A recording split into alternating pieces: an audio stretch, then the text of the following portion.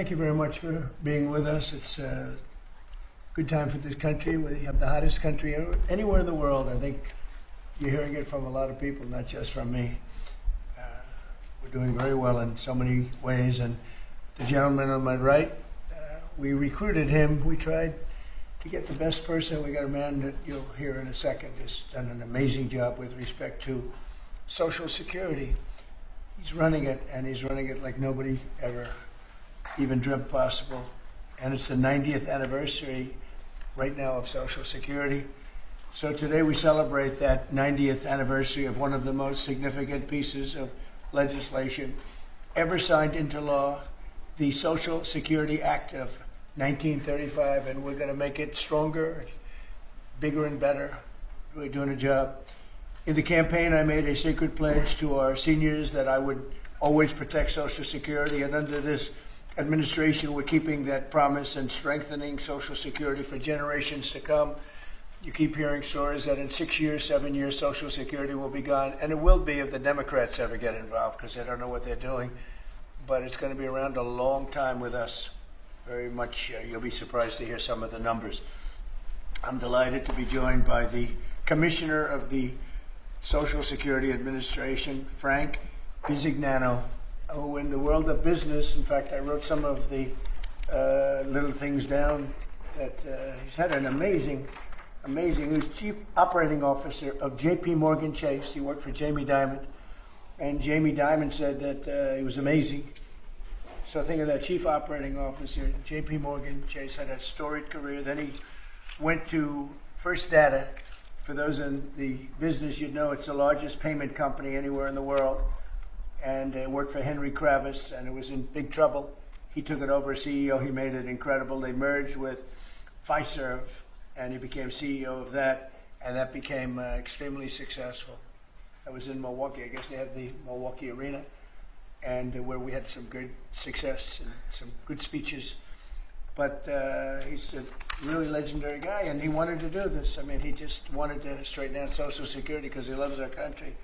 And what he's done in a few months is amazing. Almost 60 million American seniors rely on Social Security for peace of mind and a life of dignity and retirement. These Americans paid into the system, and they deserve leaders in Washington who are going to protect the benefits they've had and protect Social Security. Under Biden, Social Security went down like nobody's ever seen. It deteriorated. There's never been anything like it. The 4 years of Biden were very, very destructive. It couldn't have gone on much longer. Social Security was going to be destroyed. It was being destroyed. The average call wait time reached an all-time high of more than 42 minutes.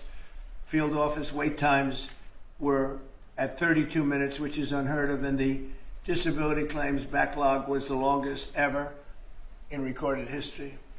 In other words, it was run just like the country was run. It was run really badly. But I'm pleased to report that under our leadership, and Frank in particular, the changes he's made and what he's done is sort of a miracle.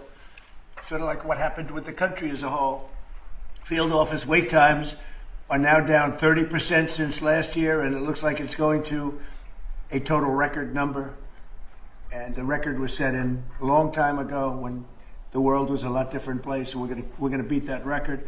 Call wait times are down 73%. While serving twice as many customers per day.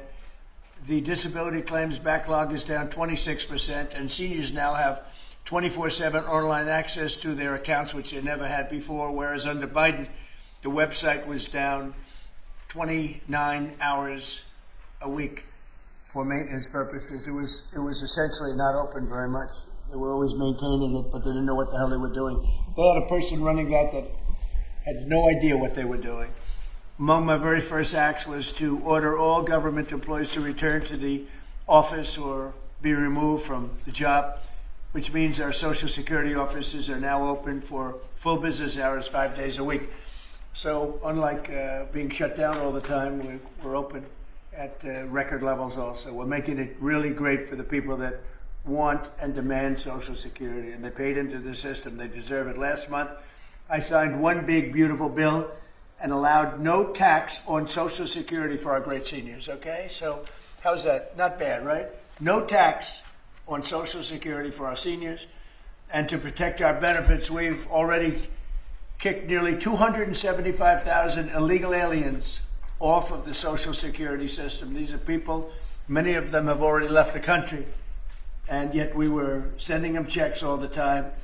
And 275,000, and that number is now even larger than that, Frank. It's an unbelievable job. And what that's doing is making the system strong.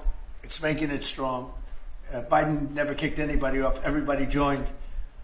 And we're carrying out historic deportations to remove many more illegals committing Social Security fraud. It's the Social Security fraud that was taking place at levels that nobody's ever seen. We cleared 12.4 million names listed in the Social Security database over 120 years of age. Think of that. So we had 12.4 million names where they were over 120 years old. Is that right? That's a hell of a statement.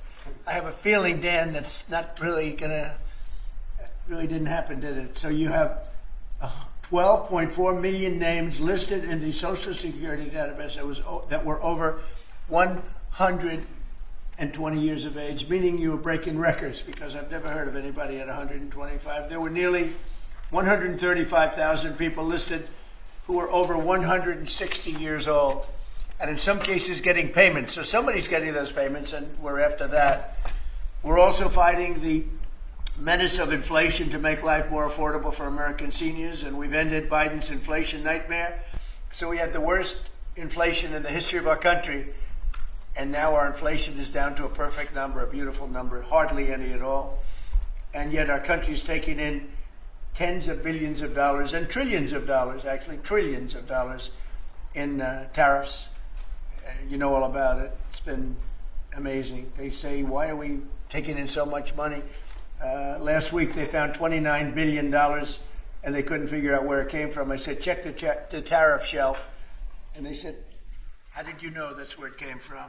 We're taking in billions and even trillions of dollars in tariffs paid by other countries who, frankly, were taking advantage of us for many, many years. And they were doing that to us, but our people didn't know it.